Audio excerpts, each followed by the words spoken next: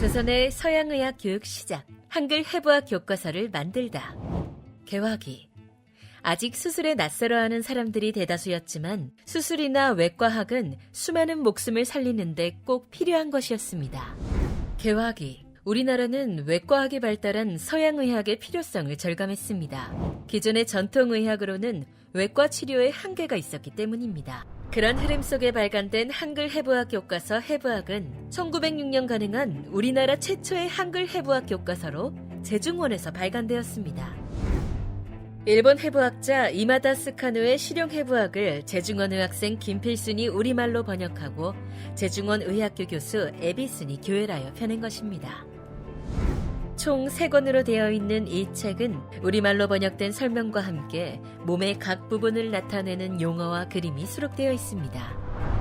해부학은 서양의학에서 가장 중요한 기초 분야인 동시에 우리나라 전통의학과 차별되는 분야이기도 한데요. 우리나라 최초의 서양식 병원이었던 제중원에서는 서양의학의 쉽고 빠른 정착을 위해 우리말로 된 의학 교과서를 다수 간행하였는데 해부학은 바로 그러한 초기 의학 교과서 중 하나인 것이죠.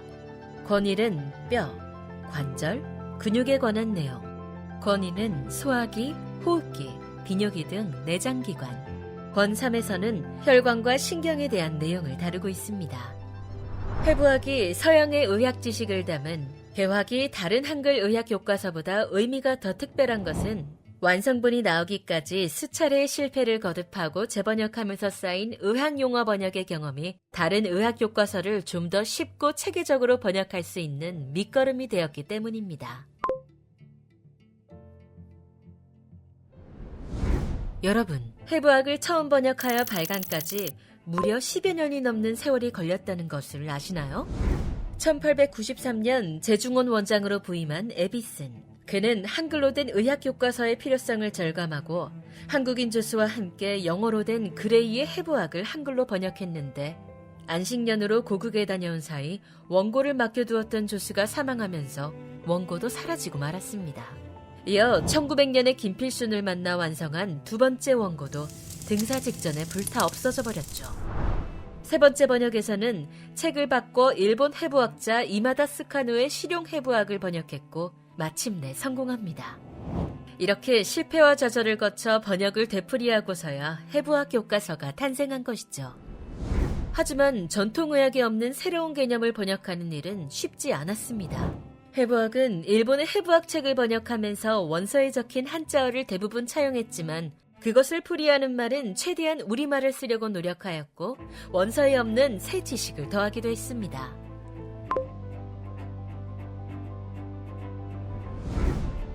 최초의 한글 해부학 교과서에서 볼 수 있는 신경, 연골, 동맥 등은 우리나라의 서양의학이 도입되면서 쓰게 된 단어로 네덜란드어로 된 해부학책 온틀레드 쿤디어 타펠렌을 일본어로 번역한 해체 신서에 수록된 것입니다. 또한 뒤통수뼈와 관련된 시옷 모서리, 시옷 봉합은 해부학책에서 삼각연, 삼각봉합으로 번역한 것을 오늘날 의학계에서 한글 자모의 명칭인 시옷 봉합으로 바꾸어 쉽게 모양을 연상할 수 있는 용어로 다듬은 것입니다. 호접골은 머리뼈를 구성하며 앞쪽에 자리 잡고 있는 나비 모양의 뼈인데요. 해부학이 기록될 당시에는 한자어인 호접골이었으나 1980년대 해부학 용어를 다듬은 이후 나비뼈로 바뀌었습니다. 이전에 없던 새로운 개념을 우리말의 질서와 구조에 맞게 옮겨 담는 일은 쉽지 않습니다. 최초의 한글 해부학 교과서는 낯선 서양의학을 우리 지식으로 만들기 위한 노력의 결실입니다. 그 안에 담긴 우리말을 풍성하게 만들기 위한 치열한 고민과 노력은 오늘날 우리도 이어나가야 할 아름다운 모습입니다.